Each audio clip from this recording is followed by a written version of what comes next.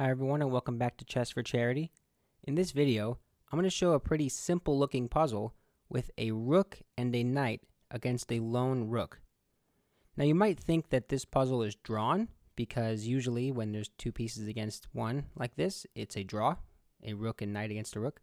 But it turns out because black is cornered so much in this position, it's actually a win for white. And I'm going to show it, so if you would like to pause the video, feel free. If you can see if you can calculate all the variations, there are quite a few. But if not, if you want to just stick around and just watch, feel free. Okay, first move in the position is knight to c3. Now what is this move doing? Clearly it's attacking the rook. It's also attacking the squares a2 and b1. So for example, let's just say, I don't know, the rook goes off the first rank. That loses. This is that nice mate with the rook and the knight combination. So the knight is covering these key squares, so the rook cannot leave the first rank. Okay, so I have a few squares I can go with the rook, right? I can go to c1, e1, f1, g1, and h1. Now let's start with c1 and show why each of these does not work. So if I go to c1, this is actually a bit of a helpmate because I can check you, and after you go to king b2, I can mate you, and you just blocked your only out square. So c1 is not a good idea. Fine. What about e1? Same kind of idea.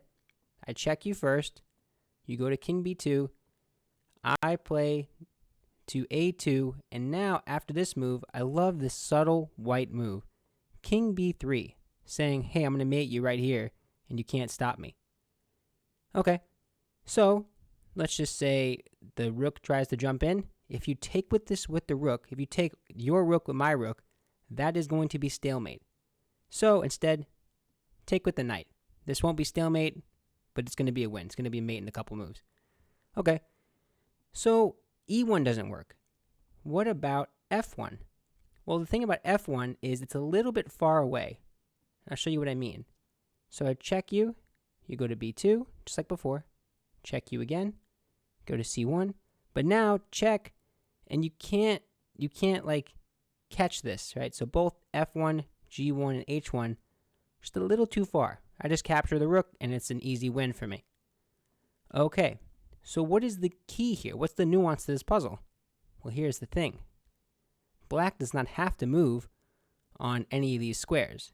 Instead, when I was playing this puzzle against the computer, it went rook d4. Okay, so what do I do as white? So you should notice right away that if I capture, this is stalemate, the knight is guarding this, and the rook is guarding b2. Okay, so what do?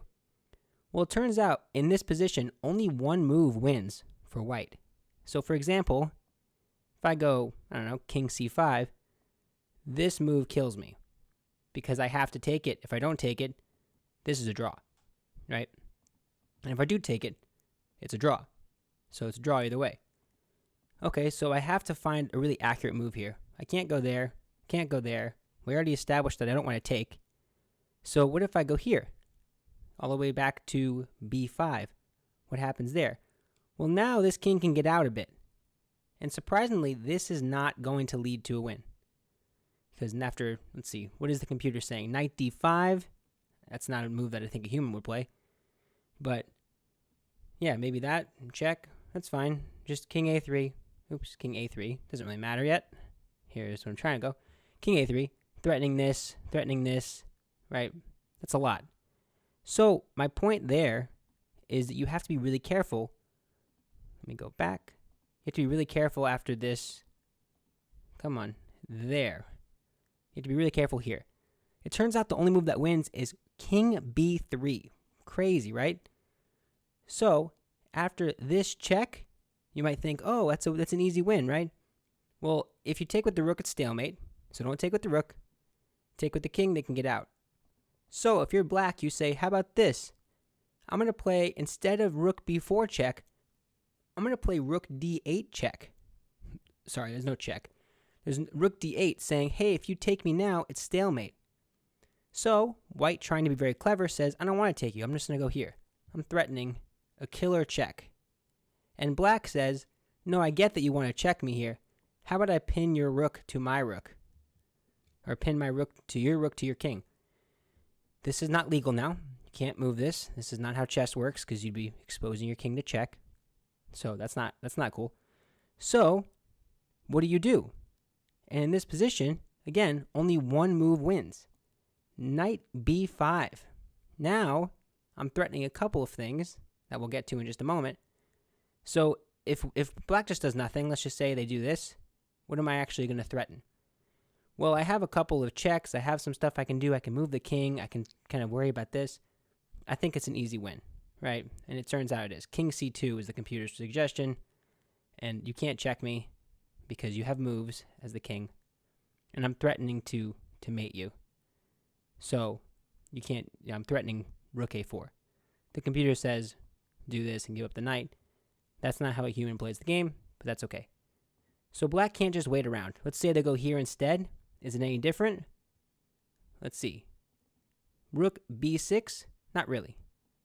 Because after this check, well, I would just go back, right? Yeah, now I'm threatening this. And if they take me, no stalemate, they have this. Okay. So, what am I trying to say here? They can't move the rook, which means they have to move the king.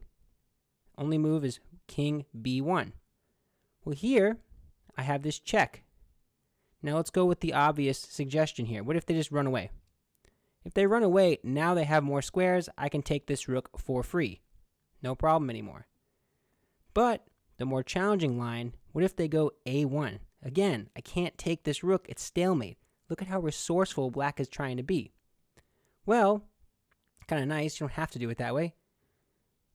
Knight c2 check. Now the king is on b1, and now you can take because they have an out square. Only one out square. So that's it. That's going to be it. You're still going to win. And I would play this move personally. Doesn't that force this? Yep, this is mate. Okay.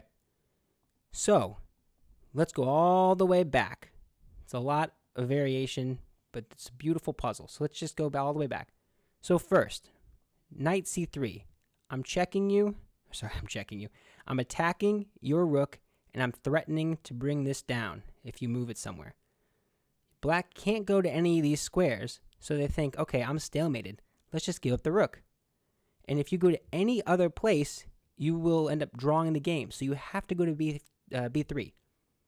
Black says, take my rook, please. If you take it, it's stalemate. You say, no. King b4. Then they say, how about this? I'll pin you, so you have to take me. And you go, you don't have to take, I'll just do this. Knight b5, killer move. And now, after this check with the knight, they're forced to one of these two. No matter where they go, let's just say this one, you can give them one more check, and then finally this rook is free. What a complicated puzzle, right? It looks simple from the beginning, right? When you look at it, you think, oh, it's just a rook and knight against a rook. How crazy can it be? Well, how many moves was that? Like 10 moves? It's a lot. So I think if you really sat there and thought about it, I think you probably did a good job if you sat down with a chessboard and messed with it on your own. But yeah, that's it for this video. Thank you so much for watching. I appreciate it if you stuck around. Be sure to like and subscribe. I put new videos out all the time, and I've just been so happy with all the people interacting with me about chess. It's so awesome. I love the community. So thank you so much, and until next time, bye.